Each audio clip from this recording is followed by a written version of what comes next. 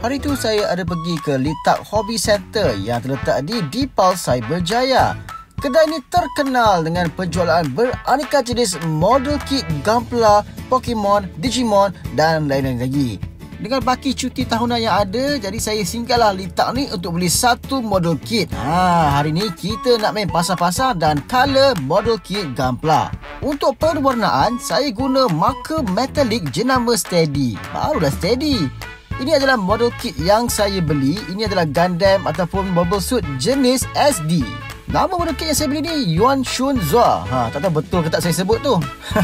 Sebelum saya mulakan aktiviti pemasangan, saya ada ambil marker ni untuk warnakan terlebih dahulu beberapa parts yang ada. Jadi ini akan memudahkan proses pewarnaan sebab model kit tu masih berada di frame dia. Marker Steady ni memang betul-betul steady. Kalau anda tengok, penggunaan dia pun sangat-sangat mudah. Sebab bila kita apply pada body kit tu, dia tak comot dan mudah untuk diuruskan. Setakat ni nampaknya saya color dia tak terkeluar lagi. Saya agak kagum dengan marker jenama Steady ni sebab walaupun dia punya mata tu tebal, tapi warna yang keluar tu memang dia tak terkeluar banyak. Jadi mudahlah untuk kita kawal pewarnaan tu bila kita nak apply pada model kit kita. Cuba tengok ni, waktu saya warnakan pedang ni, bahagian bawah tu memang sangat-sangat teliti. Tapi itulah, penggunaan warna tu dia tak merebak ke bahagian-bahagian lain. Dengan erti kata lain, marker Steady ni memang mudah untuk digunakan pakai bagi mewarna ataupun touch up model kit anda.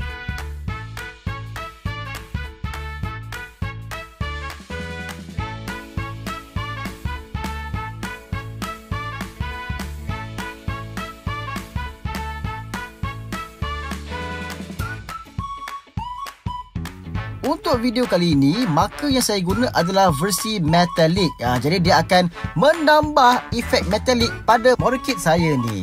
Memang nice.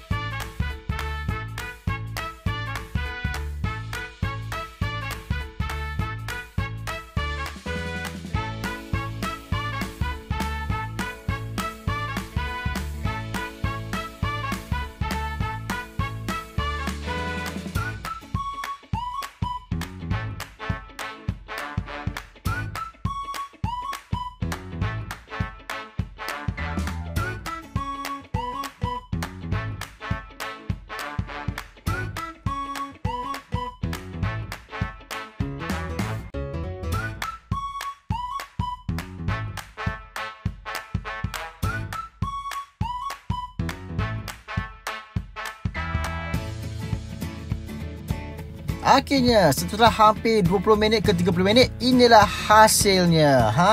Cantik kan guna marker Steady tu?